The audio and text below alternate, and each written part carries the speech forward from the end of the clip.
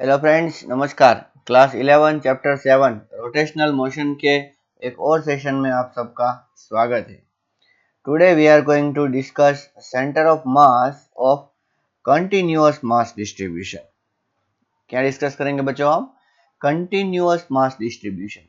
देखो, ऐसा जो मास होते हैं, ऐसे जो पार्टिकल्स होते हैं, ये हमने देखा ना कि कोई एक स्क्वायर फ्रेम ले लो जिसका मास नहीं है, उसके ऊपर ऐसे पार्टिकल्स है, ठीक है। या तो फिर ट्राइंगुलरली मास अरेंज्ड है, या तो फिर ऐसे रैंडमली ऐसे मास अरेंजमेंट है।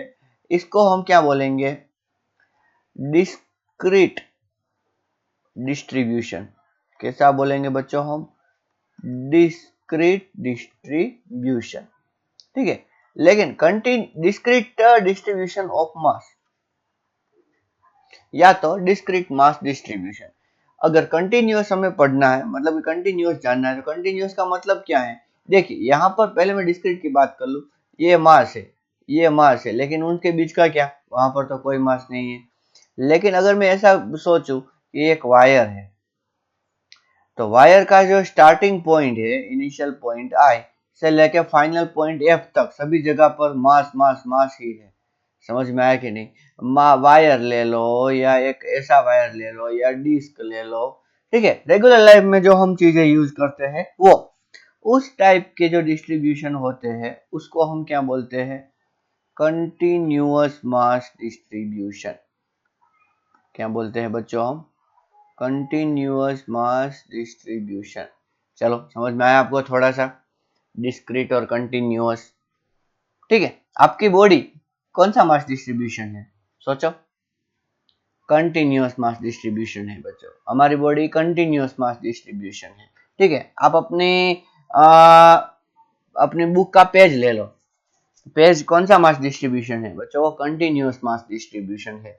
लेकिन आप अपनी बुक ले लो, तो वो कंटिन्यूअस नहीं है। क्यों? क्योंकि पेज के बीच में थोड़ी सी एयर आ जाती है। चलो, समझ में आया थोड़ा सा आपको?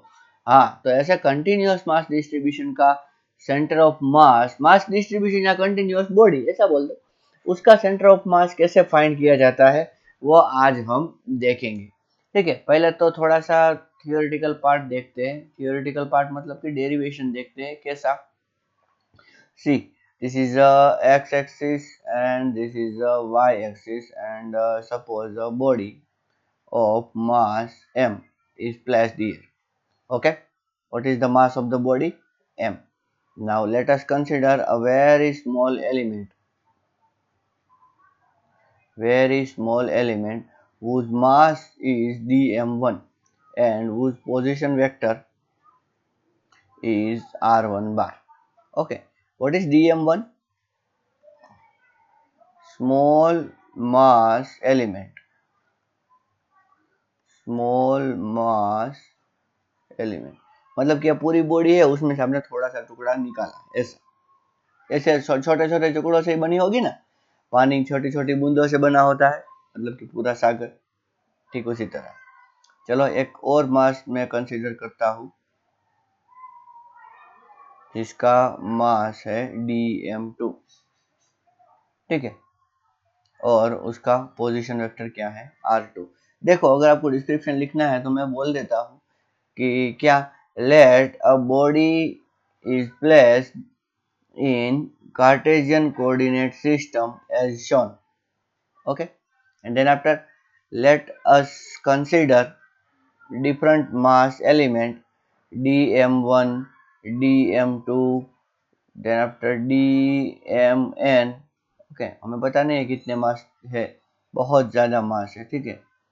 Eight position vector r1 bar, r2 bar, up to rn bar consider कर सकते हैं। ओके, नाउ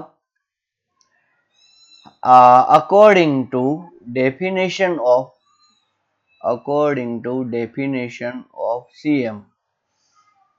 cm का फॉर्मूला क्या है आपको पता है ना?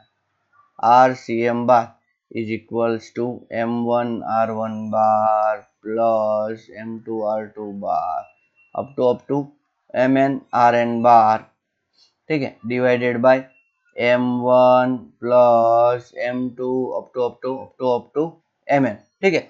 लेकिन हम यहाँ पर m1 नहीं लिखेंगे, हम यहाँ पर dm1 लिखेंगे, यहाँ पर dm2 लिखेंगे, यहाँ पर dmn लिखेंगे।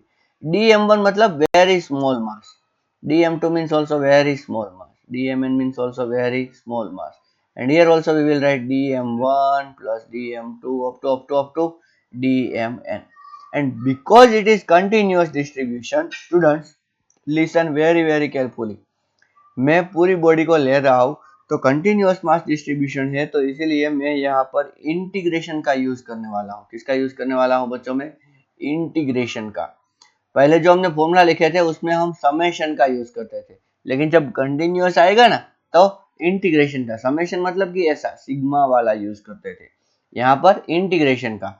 देखिए कॉमन चीज क्या है, एक तो आर है और दूसरा क्या है, डीएम, ठीक है। और कहां से लेके कहां तक, 1 से लेके n तक, और नीचे भी डीएम डीएम डीएम ऐसा एडिशन है, तो इंटीग्रेशन डीएम कहां से लेके कहां तक, 1 से लेके n तक। बच्चों अच्छी तरीके से याद रखना, ठीक है। कंटिन्यूअस डिस्ट्रीब्यूशन है तो आपको इंटीग्रेशन यूज करना है, R C M bar is equals to this, ठीक है। ये फॉर्मूला भूलना मत।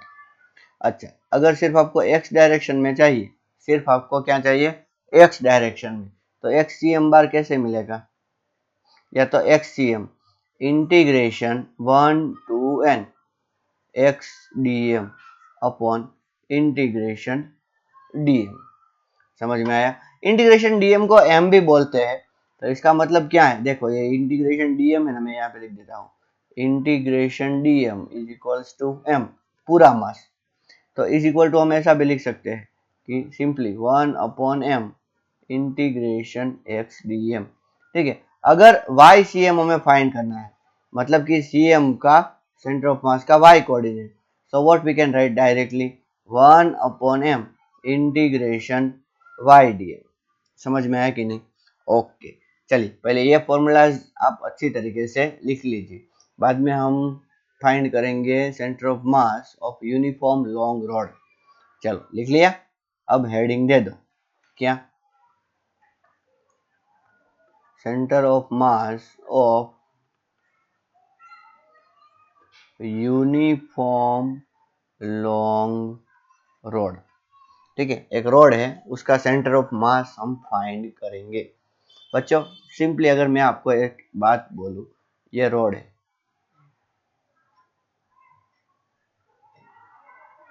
ठीक है, सारा मास इस रॉड में डिस्ट्रीब्यूट किया है और इसकी लेंथ कितनी है, L। आप अंदाजा लगा सकते हो उसका सेंटर ऑफ मास कहां पर होगा। ओके, सही अंदाजा लगाया आपने, उसका सेंटर ऑफ मास कहां पर होगा, सेंटर में। सेंटर में क्या होगा उसका सेंटर ऑफ मास, मतलब एक एंड से अगर बात करें तो कितनी दूरी पे, L/2 दूरी पे। लेकिन वो मास डिस्ट्रीब्यूशन कैसा होना चाहिए बच्चों, यूनिफॉर्म। अगर यूनिफॉर्म मास डिस्ट्रीब्यूशन नहीं है तो इसका मतलब क्या है कि उसका जो सेंटर ऑफ मास है वो सेंटर में नहीं आएगा, ठीक है। ओके, चलिए आइए डिराइव करते हैं कि L/2 कैसे आता है। तो सबसे पहले मैं एक कार्टेशियन कोऑर्डिनेट सिस्टम ड्रॉ करना चाहूंगा, जिसमें ये x एक्सिस है और ये है y एक्सिस। बच्चों यहाँ पर आपको इंटीग्रेशन कैसे किया जाता है वो भी अच्छी तरीके से सीखने को मिलेगा, ठीक है। थोड़ी देर के लिए बुक और पेन को रख दीजिए साइड में और डेरिवेशन देखिए अच्छी तरीके से। Okay, mass of rod, mass of rod is equals to m, okay। then after length of rod, length of rod is equals to L, okay। कितनी लेंथ है रोड की, L, ओके। तो हम क्या कंसीडर करेंगे, जो कंसीडर करना है, जो लिखना है वो मैं यहाँ पे बोलता हूँ, that let us consider a rod is a rod of length L and mass m is placed along x axis, ठीक है। चलो फिर से रख दीजिए बुक एंड पेन। हाँ, अभी हमें इसका सेंटर ऑफ मास फाइंड करना है। क्या फाइंड करना है बच्चों, हमें सेंटर ऑफ मास।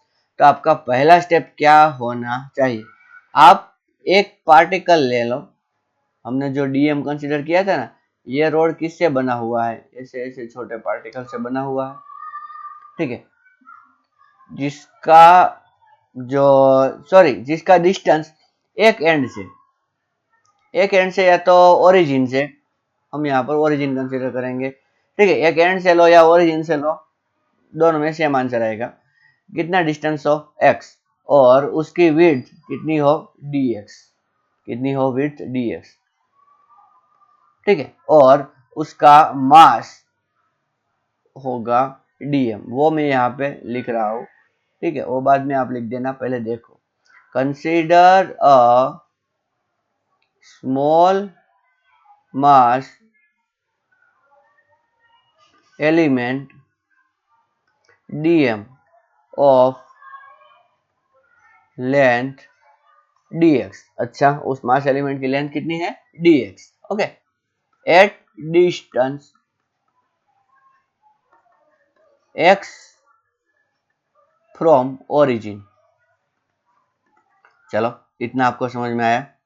हाँ, अभी बच्चों xcm का फॉर्मूला क्या है,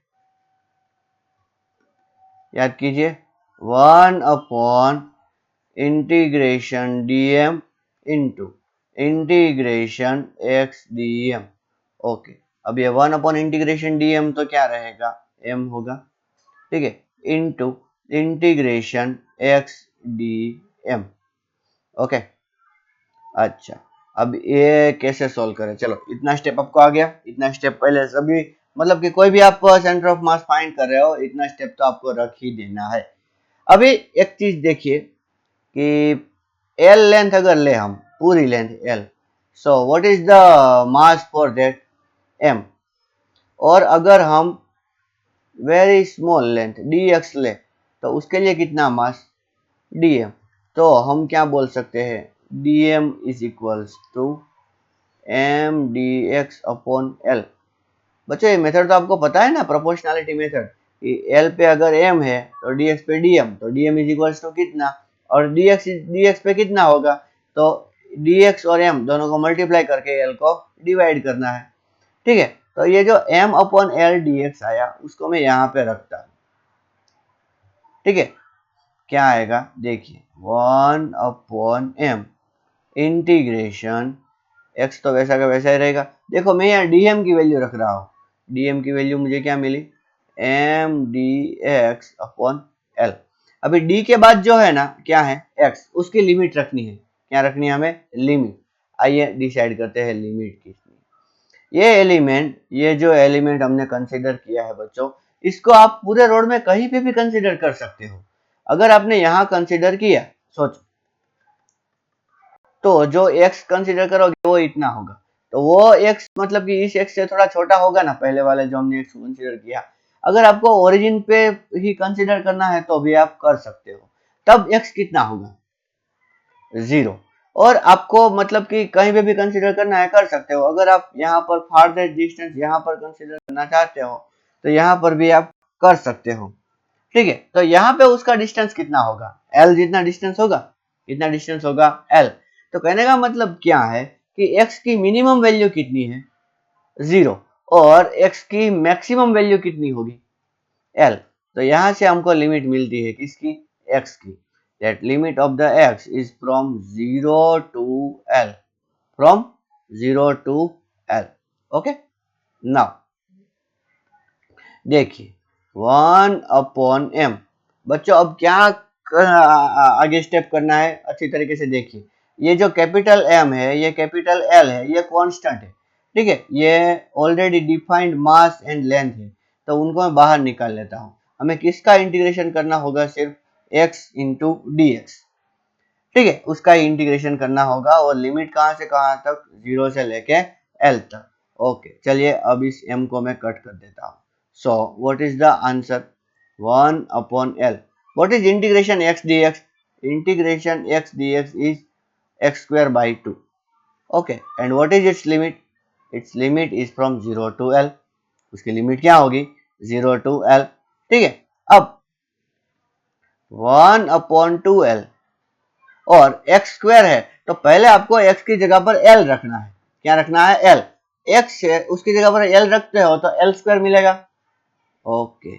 देखो कई बच्चों ने ऐसा बोला था कि सर मुझे इंटीग्रेशन में थोड़ी दिक्कत है, इसीलिए मैं सारे स्टेप बेसिक से समझा रहा हूँ, ठीक है। और यहाँ पर 0 तो ये हो गया 0 स्क्वायर। ओके, चलिए अभी L square minus 0 square L square हो गया, so it is L square by 2l। अभी एक l कैंसिल हो गया, so what is the answer? Answer is l by 2। Answer क्या होगा? l बाई 2, ठीक है। मतलब कि उस रोड का सेंटर ऑफ मास कहां पे होगा? l by 2। कोई रोड है जिसकी लेंथ 5 सेंटीमीटर है, ठीक है, और उसका मास 5 ग्राम है। उस रोड को मैं एक पॉइंट के हेल्प से डिनोट करना चाहता हूँ, सिर्फ एक पॉइंट के हेल्प से। तो मुझे वो पॉइंट कहाँ रखना होगा? यहाँ से 2.5 सेंटीमीटर पर मैं एक पॉइंट रख दूंगा, ठीक है। कितने डिस्टेंस पर? यहाँ से 2.5 सेंटीमीटर, इतने डिस्टेंस पे, ठीक है। और फिर मैं इसको क्या कर दूंगा? इरेज कर दूंगा। हो गया। अब इसका मास कितना है? 5 ग्राम। मैंने एक पॉइंट भले ही लिखा है, लेकिन एक्चुअली में आपको पता है ये क्या है? एक रॉड है जिसको मैंने एक पॉइंट से रिप्रेजेंट किया है, ठीक है। इससे बहुत ही कैलकुलेशन में इजीनेस मिलती है। चलो इतना समझ में आया। अच्छा देखो, मैं एक और तरीके से इस इंटीग्रेशन को परफॉर्म करना चाहता हूँ। आपको सेंटर ऑफ मास L/2 पे है, ये तो पता चल गया। आप बोलोगे सर आपने XCM ही क्यों कैलकुलेट किया, आपने YCM या ZCM क्यों नहीं किया? तो बच्चों ये जो रोड है वो रोड सिर्फ एक्स एक्सिस पे था। अगर ऐसा कुछ कंडीशन होती, देखिए this is x axis, this is y axis. अगर रोड वाई एक्सिस पे होता, बच्चों मैं क्या बोल रहा हूँ, अगर रोड क्या पे होता? वाई एक्सिस पे, तो मैं एक्सीएम फाइंड करता ही नहीं, मैं क्या फाइंड करता? सिर्फ YCM। और what answer you suppose to get? It is L/2, ठीक है। देखिए अगर अगर कुछ इस तरह है, इस तरह है मतलब एक्स वाई। कोई बच्चा बोलता है सर ऐसा सोचो कि हमने रोड को यहाँ पे रखा हुआ है, ठीक है। रोड का मास m ही है, रोड की लेंथ भी क्या है? l ही है, ठीक है। और रोड को जहां ओरिजिन से रखा है ये डिस्टेंस है, सोचो a। कितना डिस्टेंस है? a, ठीक है। तो अब मुझे ओरिजिन से सेंटर ऑफ मास डिराइव करना है। तो कैसे करें? चलो करते हैं। सबसे पहले तो जो हमने मेथड की थी वो याद रखो बच्चों अच्छी तरीके से। क्या? कि XCM, ये एक्स एक्सिस में है, तो XCM इज इक्वल्स टू क्या होगा? सबसे पहले तो 1/m इंटीग्रेशन XDM होगा, ठीक है। अभी ये जो है एक एलिमेंट में यहाँ पे कंसीडर करता हूँ, ठीक है, जिसका डिस्टेंस यहाँ से कितना होगा? x, ठीक है। बच्चों कोई फर्क नहीं पड़ेगा कैलकुलेशन में, लिमिट में चेंजेस आएंगे। क्यों? क्योंकि देखिए आप नियरेस्ट एलिमेंट कौन सा कंसीडर कर सकते हो? ये, ठीक है। मतलब कि x की मिनिमम वैल्यू कितनी होगी? x मिनिमम a होगी, ठीक है। और आप यहां कंसीडर करो तो कितना डिस्टेंस आएगा? देखो ये डिस्टेंस कितना है? l है। डिस्टेंस कितना है? l है, ठीक है। तो अगर आप यहाँ कंसीडर करते हो तो ये डिस्टेंस कितना आएगा? l प्लस ए आएगा। तो इसका मतलब लिमिट a से l प्लस ए, बाकी का सब कुछ वैसे का वैसा ही। चलो मैं करता हूँ। x dm का मैंने क्या डिराइव किया था? m dx into l। चलो वो रखता हूँ, m dx into l। Limit कहाँ से कहाँ तक? 0 से l प्लस ए तक।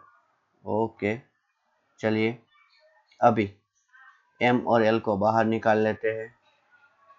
तो m अपॉन m और ये हो गया l, ठीक है। इंटीग्रेशन x dx कहाँ से? a से l प्लस ए, ठीक। ओके, अभी देखिए ये m कट हो गया, so what we get? l। What is integration x dx? It is a x square, sorry x square d x नहीं, सॉरी, इंटीग्रेशन का फॉर्मूला आपको पता है ना, एक्स रेस टू वन है, तो x raise to one plus one upon one plus one, मतलब कि एक्स स्क्वायर अपॉन टू। अभी लिमिट कहाँ से कहाँ तक, ए से लेके एल प्लस ए। देखो मैं यहाँ पे लिमिट रिप्लेस करूंगा ना, तो आपको लिमिट रिप्लेस का जो फंडा है वो बहुत अच्छी तरीके से समझ में आएगा।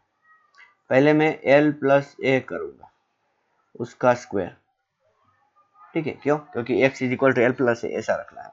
फिर मैं क्या करूंगा, ए रखूंगा, उसका स्क्वायर। ओके, चलिए करते हैं आगे। 1/2l, अभी l प्लस ए का होल स्क्वायर क्या होगा, l square plus 2la plus a square minus a square, ठीक है।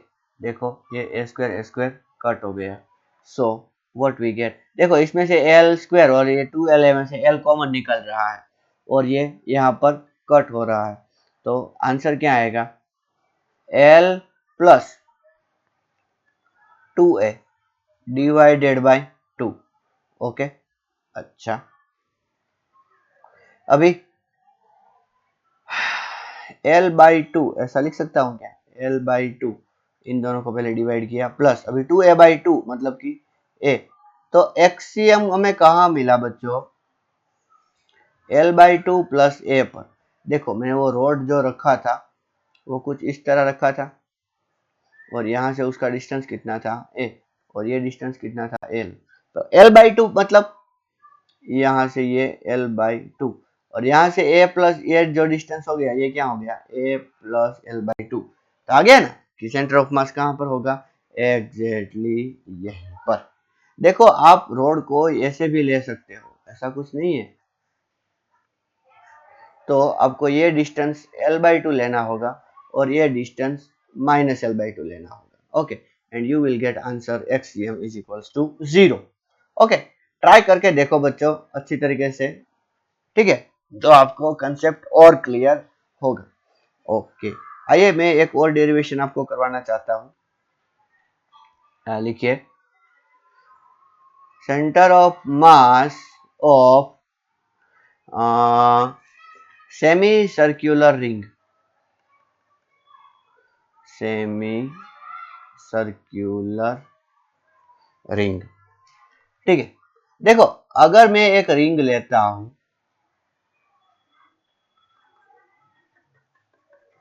तो उसका सेंटर ऑफ मास कहां पर होता है, एग्जैक्टली सेंटर पर।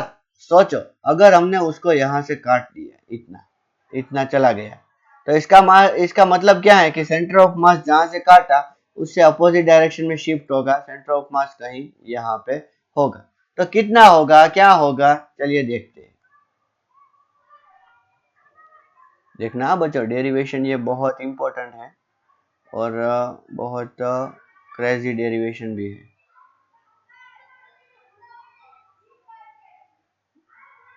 मैं ये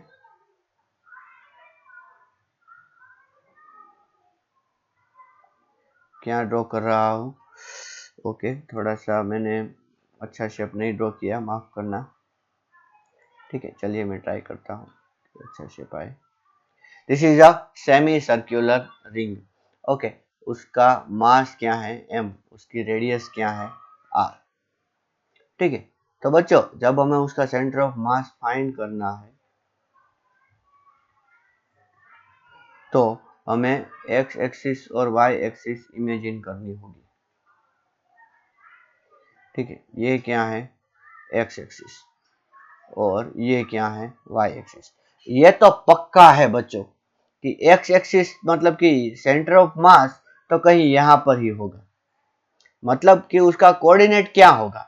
अगर कोऑर्डिनेट देखें यहाँ से, अगर डिस्टेंस हम ऐसा देखें कि ये डिस्टेंस अगर y है तो इसका मतलब ये आंसर क्या होगा, 0 to y।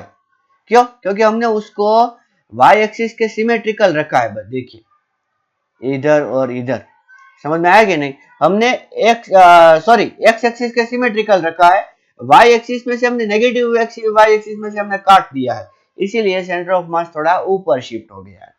ठीक है, ये बात अगर आप कॉमन सेंस में थोड़ी सी अगर ध्यान रखेंगे तो आपको भी क्या है कि सॉल्व करने में बहुत मजा आएगा। ओके, कोई बात नहीं, चलिए अब सेंटर ऑफ मास डिराइव करते हैं। कैसे डिराइव करते हैं अच्छी तरीके से देखिए। ये देखना बच्चों, ये जो है ये इसकी रेडियस क्या है, आर। ओके ओके, चलिए मैं एक दूसरा कलर ले लेता हूं।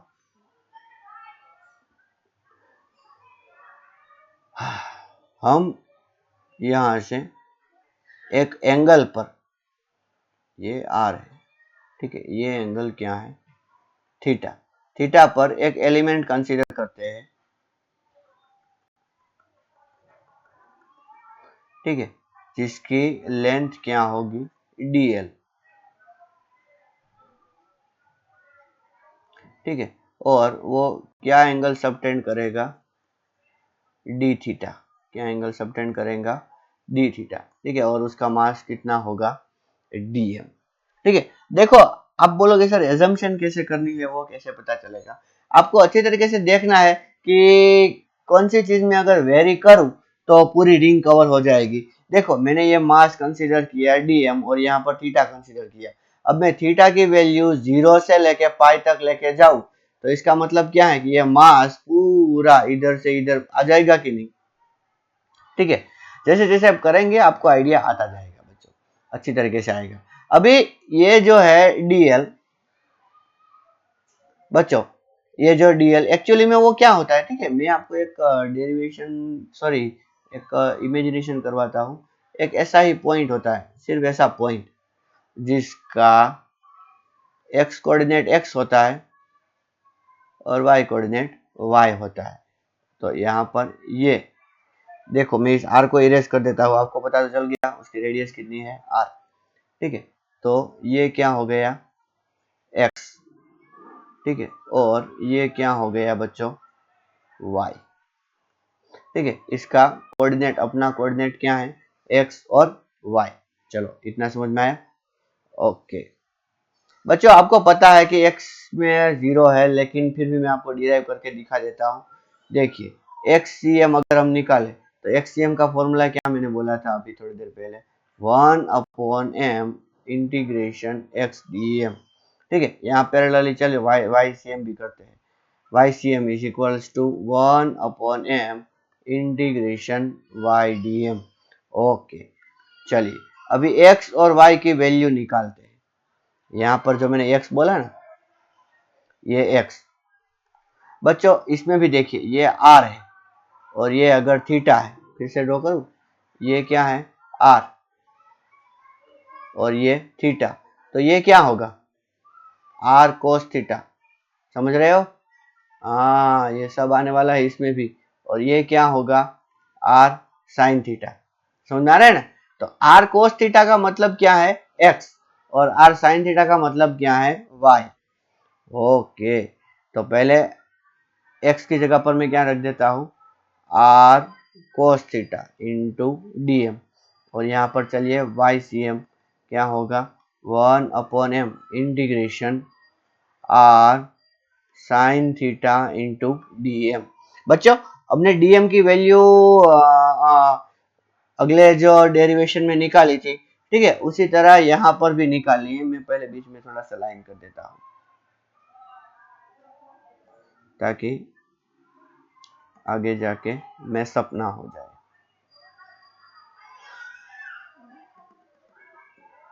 आप बोलोगे सर इतना बड़ा डेरिवेशन है, हाँ बच्चों इतना बड़ा डेरिवेशन।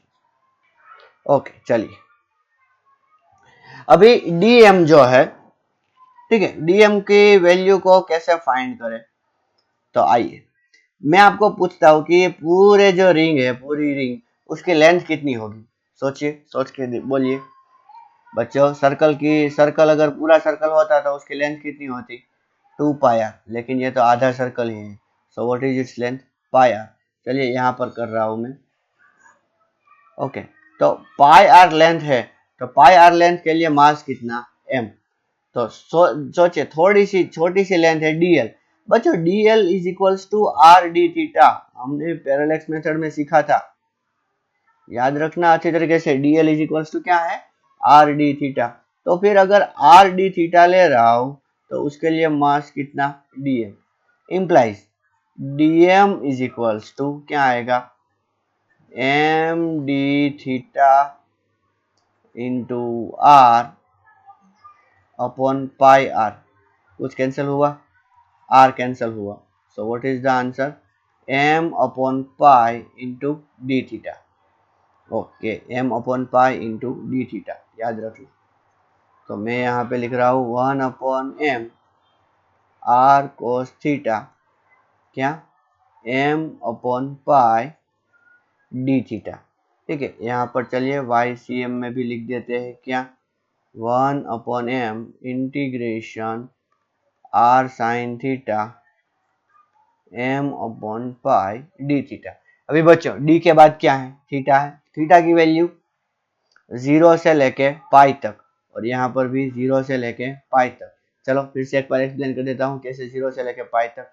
ये जो एलिमेंट आपने यहाँ कंसीडर किया है, अगर आप यहाँ कंसीडर करते तो थीटा कितना होता, आप इसको यहाँ टच करवाओ तो थीटा 0 होता, और यहाँ पर अगर आप कंसीडर करते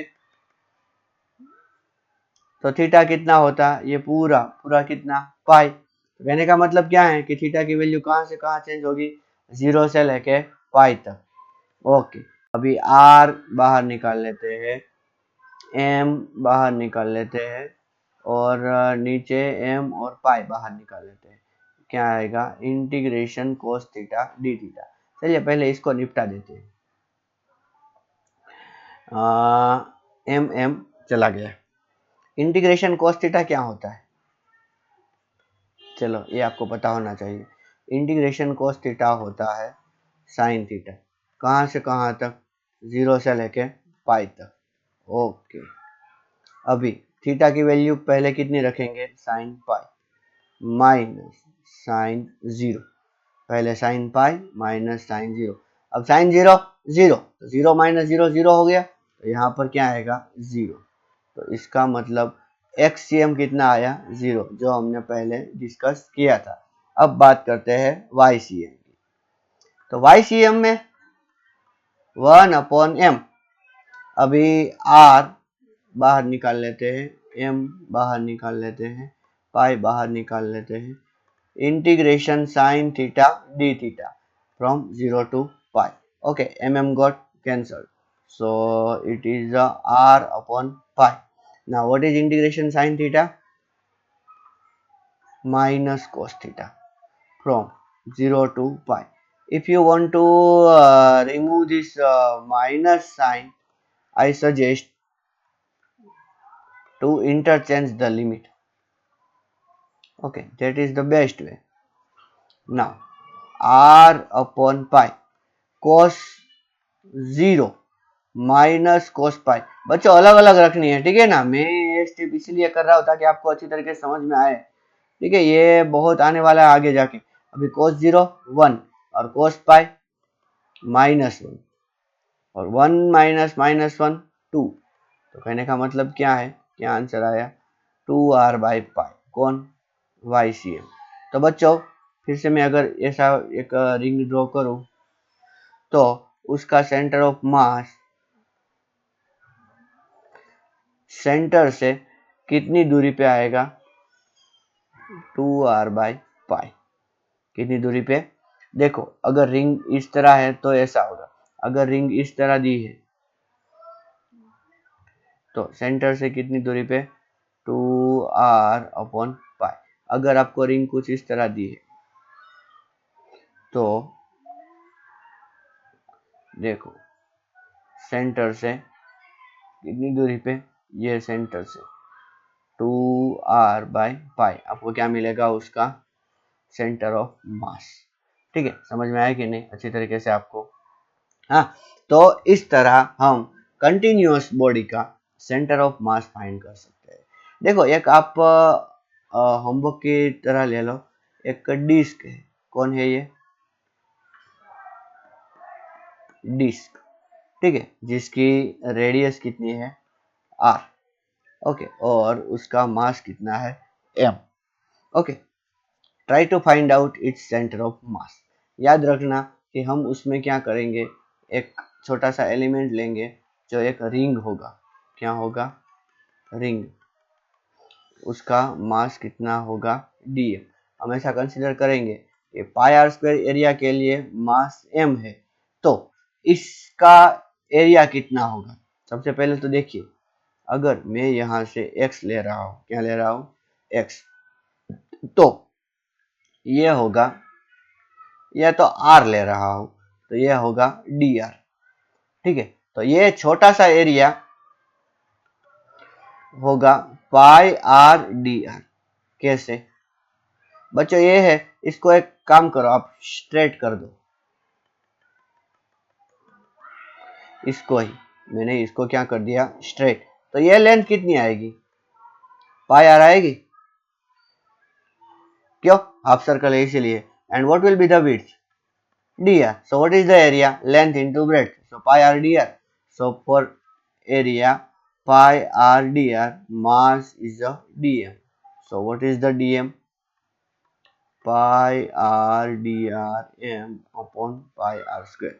चलो मैंने इतना तो बोल दिया, अब आगे और ज्यादा नहीं बोलूंगा। हाँ, एक चीज बोल देता हूँ कि ऊपर वाला जो कंसेप्ट है कि ये y cm 2r by pi पे आता है, तो ये भी थोड़ा थोड़ा इसमें इसका यूज आएगा। ठीक है, आप ट्राई करना अच्छी तरीके से। ठीक है, तो आपको मतलब कि इस पे ग्रिप आ जाएगी। ओके, तो आज के लिए इतना रखते हैं, and in the next session we are going to start the real concepts of the rotational motion. Okay, thank you and namaskar.